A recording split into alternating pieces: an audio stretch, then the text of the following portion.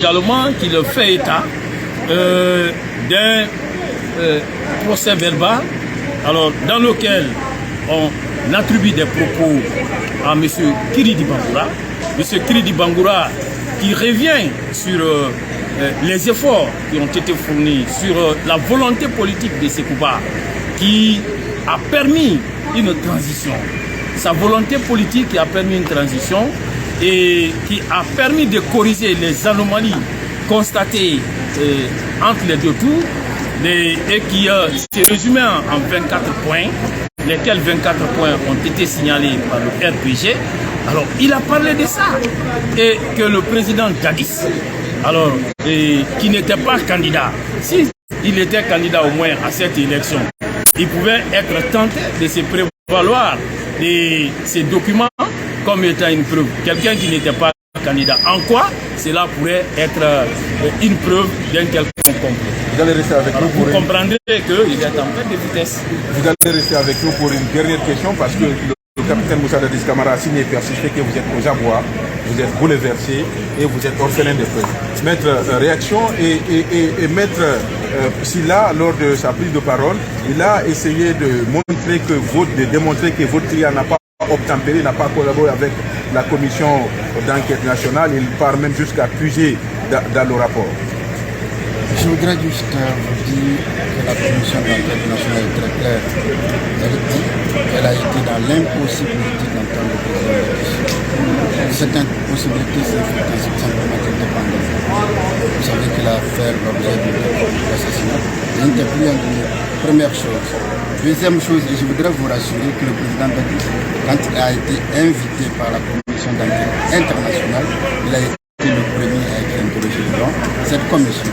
C'est la seule fois dans le monde entier qu'un chef d'État le fasse. Un chef d'État demande à l'ONU de faire des enquêtes dans un pays sur des événements passés. S'il sait qu'il a quelque chose à voir là-dedans, il ne peut pas l'ordonner, il n'a jamais été obligé. C'est la seule fois que des ministres d'une république acceptent d'être interrogés par des étrangers qui viennent. Le président Dadis l'a fait.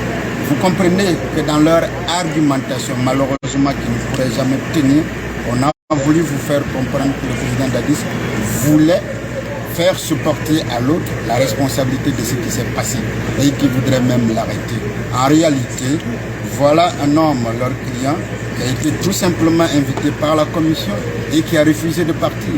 Alors que toutes les données à l'époque obligeaient et le président et les membres du gouvernement et tous ceux qui avaient une parcelle d'autorité en République de Guinée, tous les membres du CNDD, de se prêter à toutes les différentes commissions. Le président Dadis est le seul chef d'État au monde qui l'a fait. Qu'on lui reconnaisse au moins cela.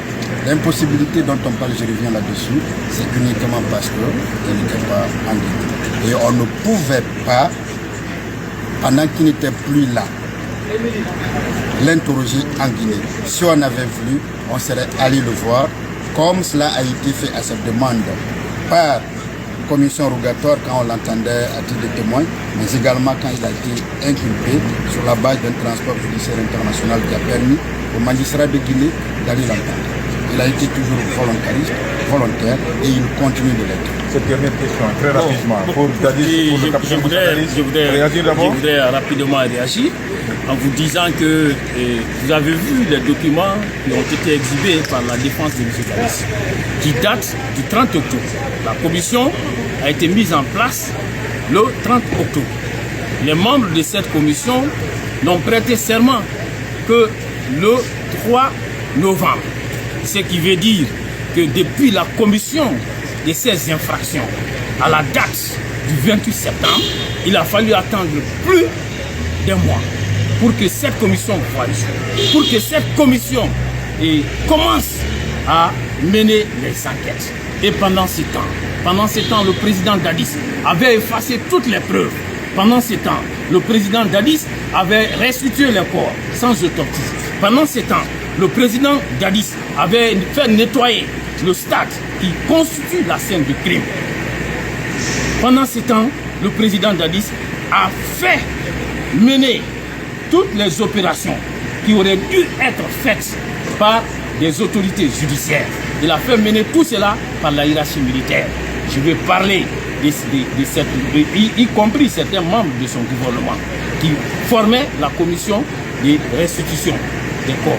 Donc ça veut dire que le président Dadis, il a mis cette commission en place juste pour pouvoir se sauver la face.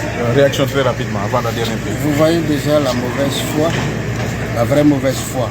Quand on vous dit qu'un mois c'est trop, je veux vous rassurer que la commission d'enquête a été mise en place par 2 ordonnances.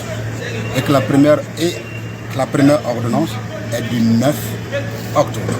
C'est le 9 octobre, une semaine donc après, que le président Dadis a pris l'ordonnance. Première chose. Deuxième chose, le président Dadis n'a pas désigné ceux qui étaient membres de ces commissions. Il s'est plutôt adressé à toutes les forces vives de la nation, le barreau, la magistrature, l'université. Il appartenait à ceux-là de choisir des personnes qu'il a pu désigner. Mais ce sont ces gens qui ont pris le temps.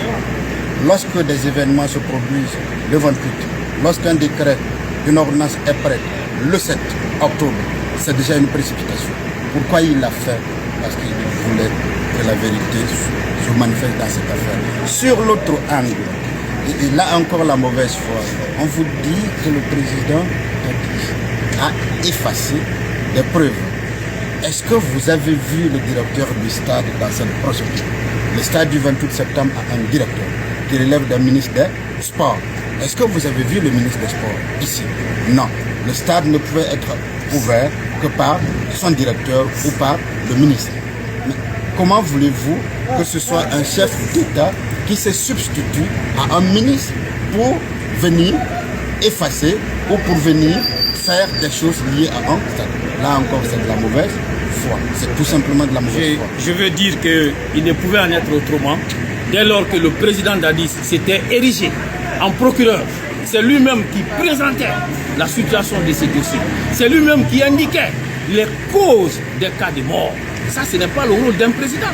Lorsqu'un président se comporte de la sorte, les magistrats, les officiers de police judiciaire se méfient de ces dossiers.